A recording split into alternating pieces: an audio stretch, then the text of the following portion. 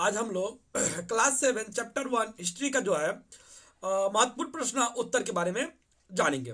तो इससे पहले देखिए, मैं 2, 3, 4 सभी का क्वेश्चन आंसर अपलोड कर चुका हूँ। तो कुछ बच्चों ने कहा कि सर इससे भी जो इम्पोर्टेंट है वो आप कर देते तो अच्छा होता।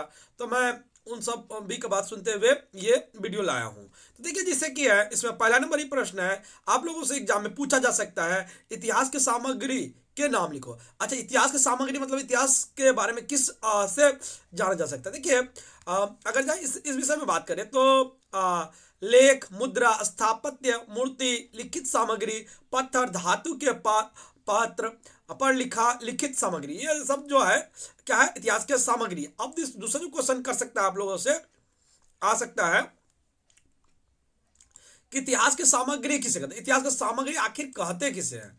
तो देखिए, इतिहास की सामग्री अतीत से संबंधित जो भी सामग्री आज उपलब्ध है वे अतीत के बारे में जानकारी प्रदान करने में हमारी सहायता करती है। मतलब कि पहले जो घटना घटी है, पहले जो महत्वपूर्ण बातें हुई है, उस विषय में अगर हमें कोई जानकारी प्राप्त करती है। जैसे कि देखिए, पुराने मकान मकान में जो डेट लिखे रहते हैं, वहाँ जो सामान वस्तु होते हैं, उसके बाद मंदिर, मस्जिद, मूर्ति, रुपए, पैसे, चित्र, पुस्तक आदि के माध्यम से हम उस विशेष उस समय विशेष तथा वहां के लोगों के बारे में जान सकते हैं। इसलिए ये सब इतिहास की सामग्री, इसीलिए इन सबों को क्या कहते हैं, इतिहास की सामग्री। देखिए, पुराने मकान में ईस्वी लिखे रहते हैं, मंदिर में पता तो वो ईस्वी कब स्थापना हुई है, मस्जिद में भी वही होता है। मूर्ति से पता चलता है कि कब की बनाई हुई है। रुपए रुपए पैसे, देखिए रुपया पैसा में क्या होता है कि डेट लिखा होता है, उस डेट से हम लोग पता कर सकते हैं।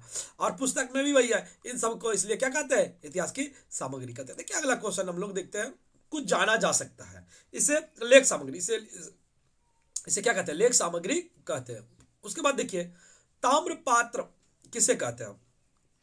तांबे के पात्र पर लिखी हो तो उसे ताम्र पात्र, अगर जहां तांबा का पात्र पर कुछ लिखा हुआ है उसको क्या कहेंगे, ताम्रपात कहेंगे। देखिए, शिलालेख किसे कहते हैं, पत्थर पर लिखे होने से वह शिलालेख कहता है। और पत्थर पर कोई चीज लिखा हुआ है तो उसको क्या कहेंगे, शिलालेख कहेंगे। लिखित सामग्री किसे कहते हैं, देखिए कागज पर लिखी बातों को कहते हैं लिखित सामग्री। अगर कागज पर कोई बात लिखा हुआ है तो उसको क्या कहेंगे, हम लोग लिखित सामग्री कहेंगे। इतना लिख दीजिएगा तो हो जाएगा। अब देखिए, अगला क्वेश्चन देखिए, इंडिया शब्द का सबसे पहले प्रयोग सबसे पहले किसने किया था। देखिए, हेरोडोटस ने।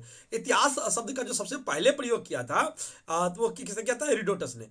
इंडिया शब्द किस क्षेत्र का बोध कराते थे, मतलब कि इंडिया शब्द जो था उस समय किस क्षेत्र का बोध कराते थे, ये आप लोगों में है तो आप लोग देख लीजिएगा इसे जरूर। तो देखिए, उस समय इंडिया सबसे सबसे शब्द से सिंधु नदी या द्वीप के आसपास के क्षेत्र का बोध कराता था। साधारण इतिहास को कितने भागों में बांटा गया, ये देखिए, ये बहुत ही महत्वपूर्ण है, इसे आप लोग जरूर ही कर लीजिएगा। तो इसमें है क्या कि बोला जा रहा है यहाँ पे, बहुत ही ये महत्वपूर्ण नजर है, तो आप लोग इसको जरूर ही कर लीजिएगा। देखिए, ये पीला है। देखिए, इसमें क्या है कि ये बहुत ही महत्वपूर्ण है। ये देखिए,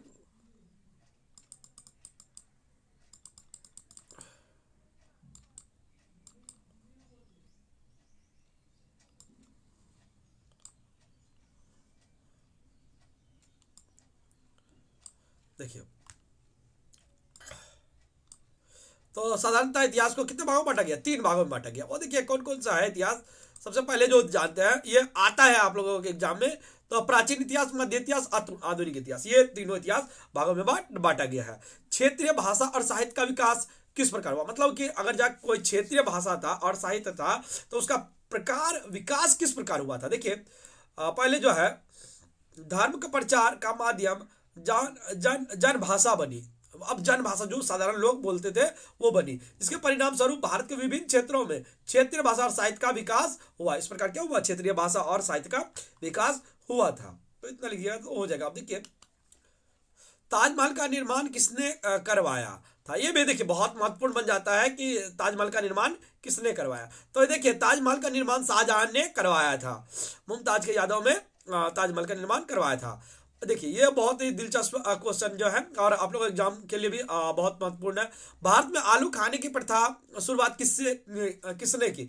भारत में पहले जो है आलू नहीं होता था। आप लोगों को जान के आश्चर्य होगा कि आलू होता था लेकिन आलू खाते नहीं थे। जब पुर्तगाली जब आए तो वो आलू खाने का शुरुआत हुआ, तो इसलिए भारत में आलू खाने की शुरुआत पुर्तगालियों ने की। तो भारत में आलू खाने का शुरुआत किसने किया? पुर्तगालियों में किया। तो इतना लिख दीजिएगा तो हो जाएगा। इसमें देखिए इतना ही, ज्यादा क्वेश्चन नहीं था, तो मैं 12-13 महत्वपूर्ण जो क्वेश्चन था वो आप लोगों के समक्ष रखा। अब देखिए अगर 2-3 का जो जितना का भी चाहिए पूरा जो है समाधान मैं पहले ही प्रश्न उत्तर कर दिया हूँ। हालांकि उसमें क्या है, किताब के प्रश्न उत्तर है, लेकिन पहला चैप्टर में जो था नहीं था प्रश्न उत्तर, तो ये मैं अपने से बना के किया हूँ।